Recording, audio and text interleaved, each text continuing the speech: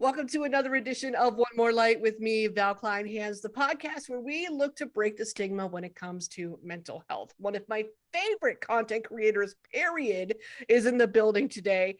Ash Paraskevas is here all the way from Australia. She truly wants to share the beauty in life in her content. She posts about mental health, self-care, confidence, the importance of authenticity. I love what you do, Ash. Thank you for being here. Oh, thanks for having me. That was so sweet.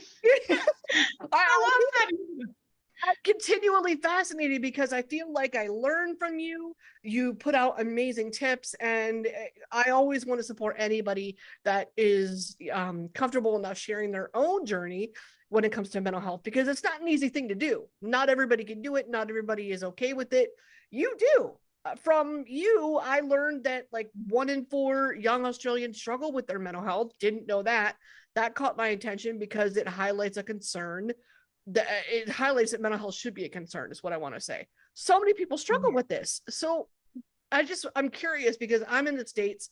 What is mental health care like in Australia, just in general? Yeah, so it's kind of complicated, which I feel like is like that everywhere. It's not an easy path. It's not a straight path. It's okay. I'd say it's okay, but it's not amazing, especially for complex mental illness. It's a bit harder for complex mental illness to get the access they need. Like it does require some sort of financial stability, which is really annoying. Yeah. So like, yeah. We have a lot of that here. Like you have to Yeah. pay for special care, anything specialized, really. You have to pay for. Sometimes insurance covers it, sometimes it doesn't cover it. If you can even afford insurance, that's a whole other, like that's a separate mess that the US deals with. I mean, but we don't really have it much better. Like 1 in 5 American adults struggle with their mental health. I'm just curious, what do you think we could do globally, since we're seeing that this isn't just a one country thing, this is everywhere? Globally, what do you think we could do to maybe just bring more attention to this issue or start solving it? Yeah, I feel like there just needs to be more talks about it and less shame around it, and people to feel more confident in sharing their journeys. I think the more we normalize the struggles that we all go through, the more we can support each other and have a better understanding of how we can about how we can support each other too. So I think the more we kind of get rid of the shame around mental health and the more conversations we have about it, the better. But also normalizing it like any other health problem. Because there's so much resources when it comes to physical health and all those other health conditions, but when it comes to mental health, there's still that misunderstanding and that underfunding and that kind of hush not really seen as the same as physical health. And I think it is getting a little bit better, but maybe that's just because I've really made my world around mental health and educating myself and trying to like make that my mission. So maybe I can see it as getting better because I'm always around it, but I think generally it's got a lot to go. There's a lot to go. Yeah. So in a perfect world, you would just love to see us talking about it more and maybe share all parts of the journey, for lack of a better term, good, bad, ugly, all of it, so that more people can see it and maybe not feel so alone. Is that part of the way or part of the reason why you got on social media to begin with? Yeah, so it's interesting because social media has followed me throughout my general journey of growing into myself and self-acceptance. And I kind of gradually showed my mental health journey because I didn't realize that my normal wasn't normal. Like even growing up in domestic violence, because I didn't really see or hear about it or understand what it was. And I thought, well, if I'm not getting bashed up until I'm bloody and bruised, it's not domestic violence. And Oh. I think maybe if I saw domestic violence as spoken about as verbal like abuse and all that kind of stuff, and that it doesn't have to be the extreme in order for it to be as bad as domestic violence. But growing up the way I grew up, I think I didn't realize that my normal wasn't normal because I had no awareness of what, you know, mental health really looked like, and no one really spoke about it.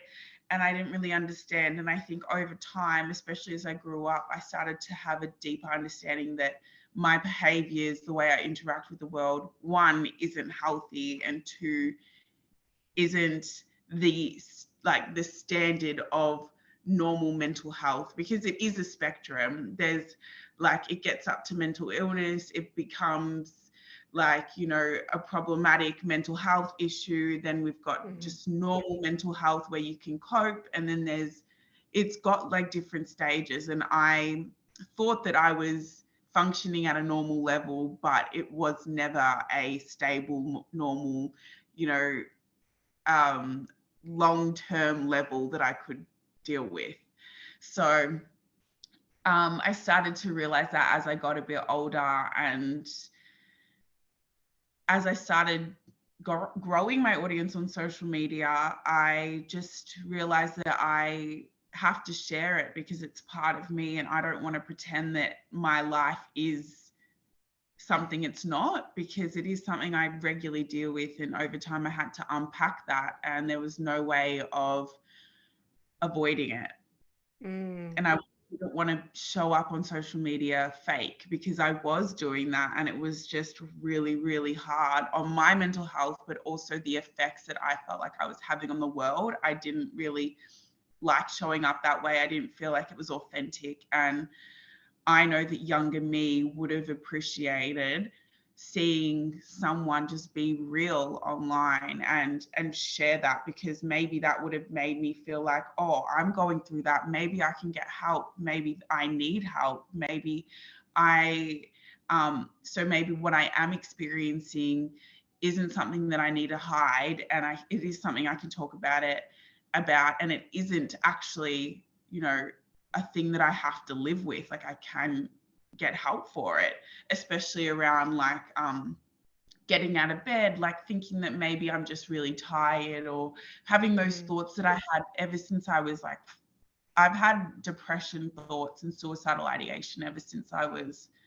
7.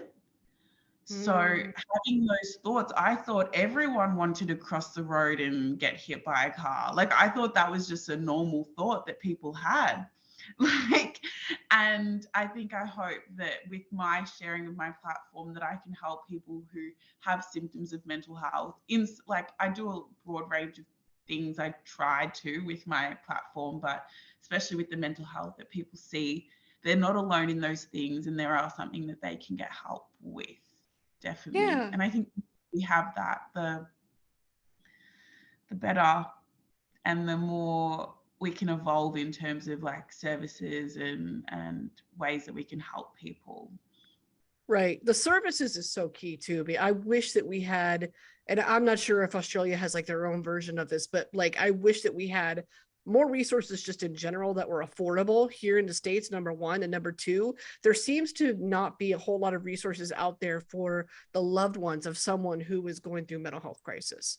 Like, I remember my husband not knowing what in the world to do whenever I had a serious bout of like suicidal ideation. I wanted to take pills and not wake up the next day because I was so upset with what was going on at work, and I thought I was going to lose my job.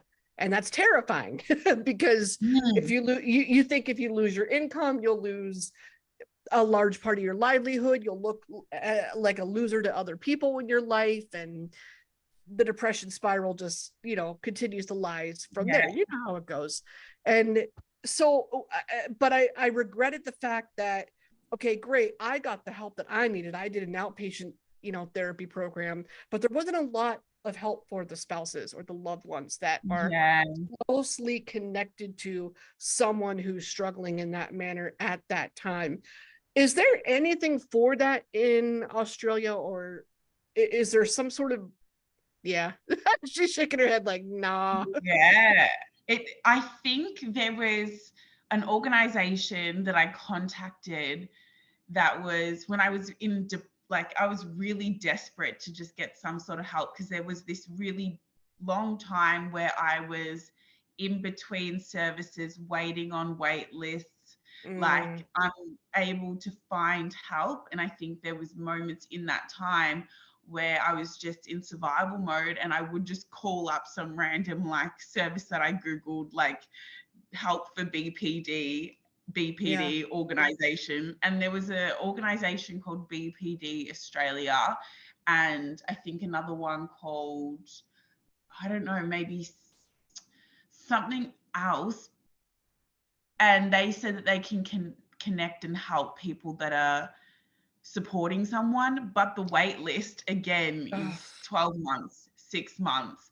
And right. I am on the wait list for that. And I put my mum's name down because she has no idea about mental health and how to support someone, even support herself.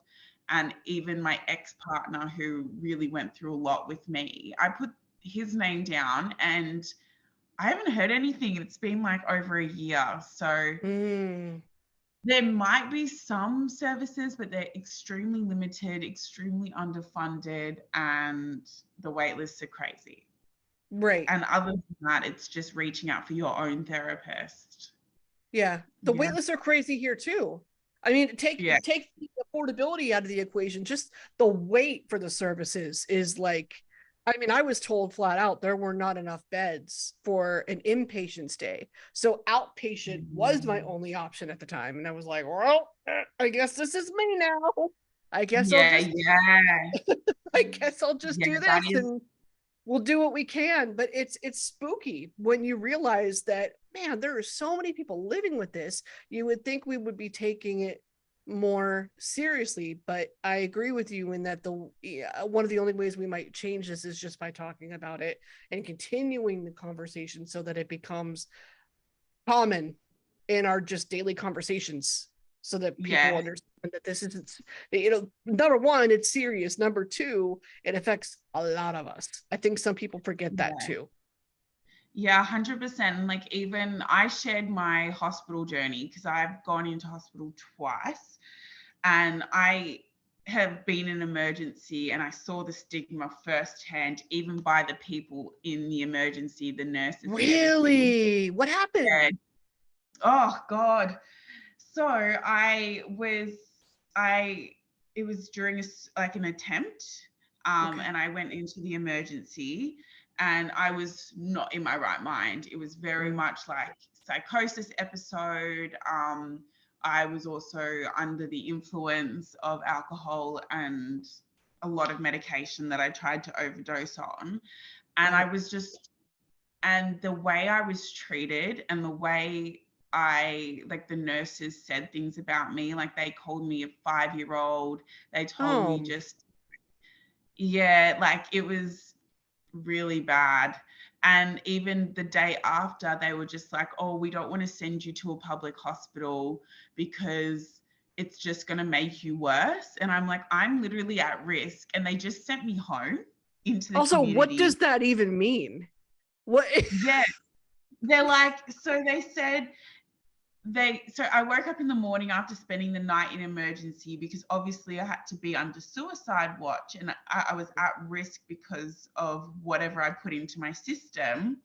And I was literally suicidal, and I told them that I don't want to be here. But they said, oh, we don't want to put you in the public system because if we put you in the public system, it's probably going to make you worse because it's full of even scarier stuff than what you're going through.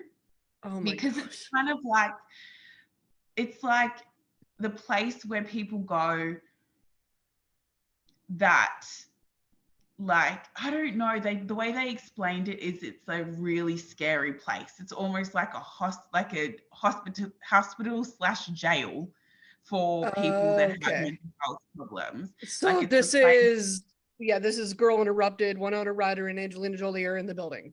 Like, Yeah, well, that's what they were making it sound like, because they yeah. did not want me to go there. And I was like, well, if I can't go there as someone that's actively suicidal that went to emergency the day before, and they're telling me that I shouldn't go there, that's not a good sign. And they were like, yep, if you can, get your partner to look after you full time in the house until you get approved for private health insurance, because even I've never had private health insurance because I grew up with not much money at all. So I didn't even think it was an option. So I had to apply for private health just to get into a psych hospital to stay, Wow.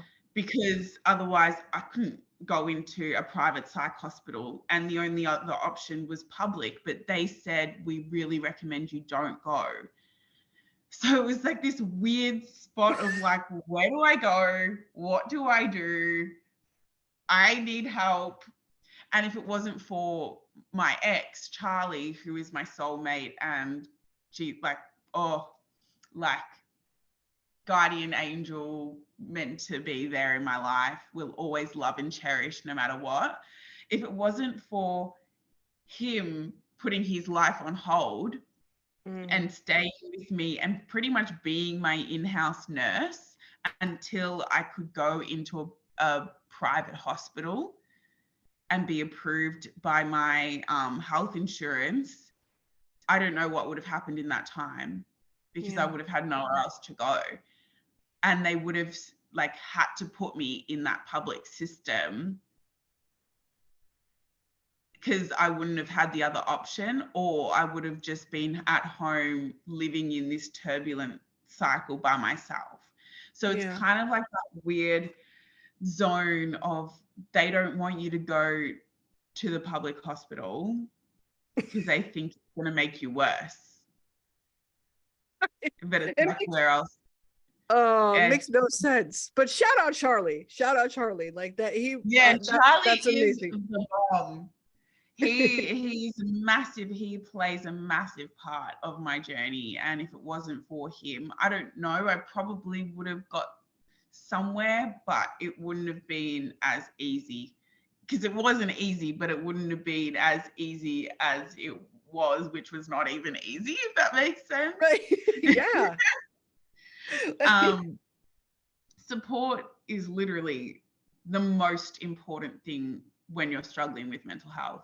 The most important thing. And my psychiatrist literally told me, because since being in remission from my mental illness, because it's really interesting, like getting to a place where I like understand even what remission is from a mental illness. But it's so complicated, but it's not at the same time. But I am in remission, and the way my psychiatrist said it was, you pretty much had the cancer of mental illness last year. Wow. Okay. Because that's how much it was impacting my life. Like I could have died. I was close to like that. Like that is where my brain was at. And I had to have those therapies to get me to a place where I can function, and then to like can actually thrive, if that makes sense. Yeah, it makes total sense. You need, it's like a springboard. You need something to kind of launch you on the right path. Because to me now, and correct me if I'm wrong, it looks like you're managing a lot of this on your own and doing really well, like at just keeping yourself in check daily. One of my favorite reels that you posted was the one where like, okay, I'm having a shit mental health day, I'm just going to take myself to the movies. I'm like, girl, I can relate to taking myself to the movie so much. You get to pick your own movie. You can have as much popcorn as you want. Like those really are the best days. What do you love about going to the movies alone and self-care? Oh, self-care is so important for me. Like it's not even just like it's not even a luxury. I view self-care as a necessity, especially it's especially as someone that is what's the word? Easy to get mentally ill. Like, I don't know what the word, Yeah. like has a low immune system to mental illness. Self-care is so important as it's just like taking my medication for depression. Like I have to make sure I do it. And that means a slower life for myself because I need to make sure that I have that time, and that's okay. But going to the movies and doing those things is just it's literally like medicine. I don't know how else to explain it. It's needed. It's a it's a form of therapy. It's looking after myself. It's showing myself that I matter. It's taking the time to pause from my thoughts. It's taking the time to refill my cup. And I already start the day with quite a low cup. So I need to add things just to get me to a baseline. And going to the movies is the way that I have to do those things, and making sure I have frequent tea breaks, making sure that I'm not putting too much pressure on myself, and that I am taking my life slowly, and that I am kind of checking in constantly and doing those journal things, because they're not just like add-ons, they're like a necessity for me to maintain a good life because of my mental health just being naturally quite low. Right. And you're also showing us that your physical health and your personal hygiene are like key to staying well mentally. I don't know what it is, but there is some sort of connection there. What was it, did you maybe learn anything while you were putting your physical health and personal hygiene first that taught you about how important it was and that it would benefit you mentally? Yeah, for sure. And I think in hospital, I really learnt that, because what I love about having access to the private hospital and having that perspective now is the public system is very much about protecting safety. You're not going to get any rehabilitation there. It's just about keeping you safe, like pretty much just a safe house that's not really even safe, apparently. Yeah, I And got then it. yeah, exactly. I'm like, okay, well, at least they're trying, I guess.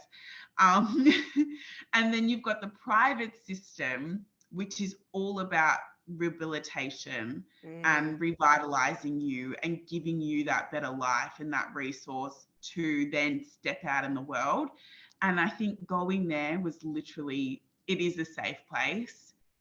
And it helped me strip back my life so I could realize just how important that holistic lifestyle is to mental health. And they ran programs like during the day, like that have like therapy groups running that you can choose to go to. And a lot of them were like about like self-worth and self-care and the way you speak to yourself, and doing those practices and even hearing them from therapists saying how important they are and trying them slowly, I've realized they just make me feel so much better about myself.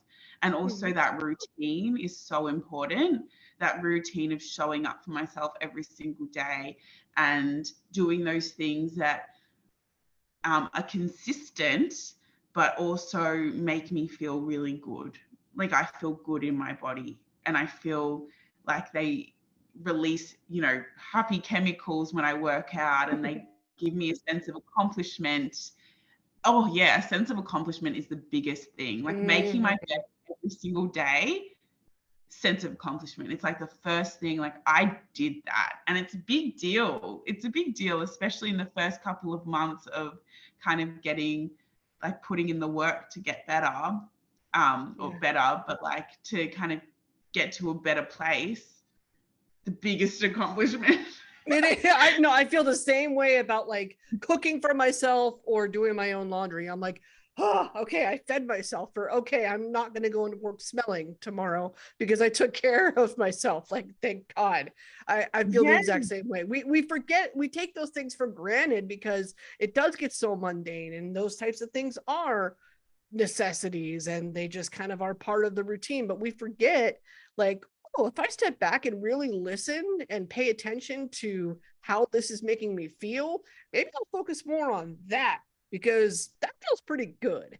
And that's better Mhm. than being in an anxious or a depressed space by far. Yeah, I'm sure you exactly. feel I'm sure you feel the same way when you get like DMs from people saying thank you for posting this or thank you for writing this or thank you for sharing, this. That's got to make you feel good as well. When someone hits you up and says, I'm struggling and I don't know what to do because I'm sure you get those ones as well. What are some of the first like easy tips that you throw out there that maybe you share with that person if they're struggling? Yeah, I first thing is validating. I think it's so Mm, a lot of people that reach out, and I know that if I was to reach out to anyone, a friend, it's validation. It's just being there, being someone to listen, be like, I'm here to support you. Or, but I think the biggest tips is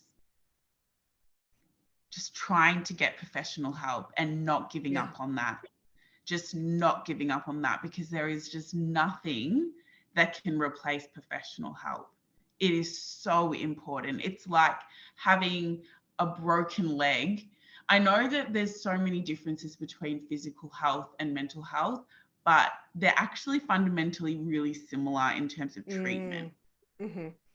Like you and I just say like don't give up on getting professional help. Keep trying.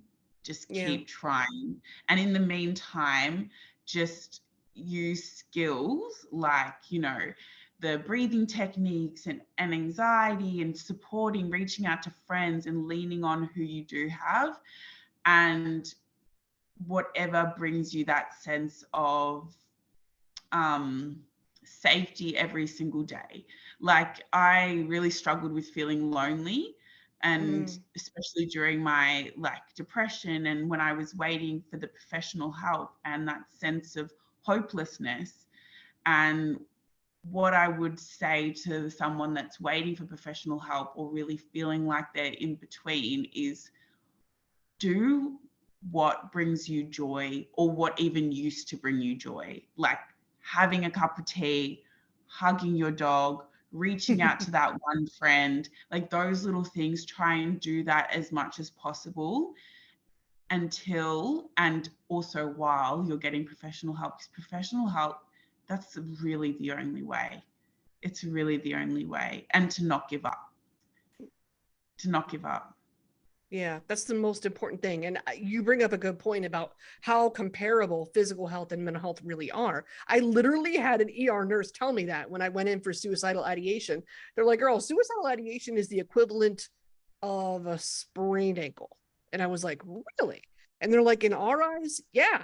You haven't quite broken the leg yet, so to speak, but like you're and we're trying to Mhm. do what we can to avoid that. So it is a good thing that you shared that you're having a hard time today because now we can get ahead of it before it gets worse. So many people Yeah, forget. That's why it's so important just to be as verbal as possible for sure. yeah, So what's next exactly. for you? What are you looking forward to? What can we look forward to seeing online? Oh, honestly, it's just been so nice after last year to like I was just surviving last year, full Yeah. on surviving, and that is doing those things every day, like cuddling my dog, having rabbits, you know, watching like a I don't know if I can swear, but You ton can. of movies, a shit ton of movies, literally shit ton of movies, and living off government payments. Thank God for government payments and the support I did have. So that Yeah. was just thriving, surviving. Now I'm focusing on thriving and thinking about the future because I've never really thought about the future before.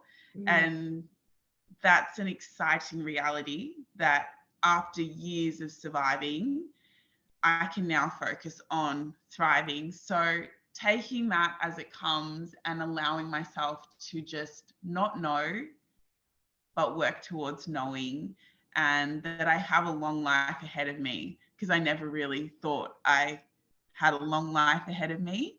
Yeah. So honestly, just being proud of myself, being present, and knowing that I have a long life and that I can do what I want. Yeah. What does that ideal future look like in your eyes? Helping people with what I've gone through Mm-hmm. and similar journeys feel inspired, feel less alone, You're already doing feel less, that. well, I hope so. And have accessible resources. I'm really wanting to work on a workbook and creating a workbook that maybe is somehow done by donation, but also like can be funded by people that can afford it, if that makes sense. Because I would love to create accessible resources and I don't know, something that along the lines of keeping ongoing with helping people go through what I've gone through and inspiring people to feel like they've got this and they can keep going and that there is a good life for them and that they are worthy of a good life too, because everyone is and they have so much, everyone's got a reason to be here. And I just want to make sure that people feel that way. And whether or not that's through sharing my life on YouTube or keep them going with social media and making more accessible resources. And I don't know. But my ideal life is just keeping doing that mission and staying on my purpose. Yeah, I can't wait to see what happens next. Ash, thank you so much for your time. Thank you for being Oh, here. And thank you for sharing your story. oh, thanks for having me. You've been so much. It's really exciting.